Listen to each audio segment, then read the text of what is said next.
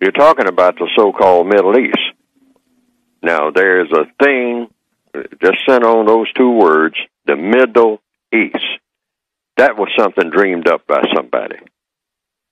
I mean, there's really no such thing as the Middle East. I mean, if you use logic, Chicago is supposed to be the Midwest. I mean, what's this Middle East thing? Middle East. What does it mean? How did it become the Middle East? And why do you call it that? And what is the significance of it?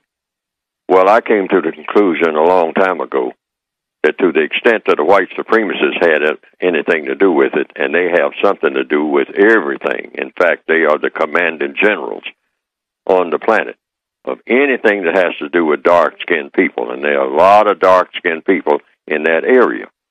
So therefore, the white supremacists are behind the concept of something called the Middle East. And why did they come up with that concept? And I came to the conclusion, either true or false, to keep, as we say among black people sometimes, old folks used to say it, keep mess going. That's the purpose for it.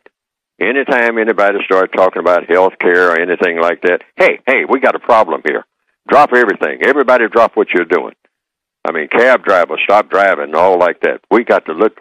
We got a problem in the Middle East. Everybody stop what they're doing and pay attention to the Middle East. All the starving people in Africa and whatnot, get back to that later. We got an AIDS problem in Haiti and whatnot. I mean, the hurricane is devastated. Hey, we don't have time for that. We got a problem in the Middle East. Everybody on the planet, stop what you're doing and pay attention to the Middle East. Now, that's why the Middle East was invented, in my opinion, because all of the records show that. Every now and then, we get this constant flare-up in the Middle East. Well, why do we get it? Because the white supremacists wanted it that way. And particularly when you have a quote-unquote black president. Hey, he's talking about Obamacare and all this kind of stuff. He doesn't have time for that.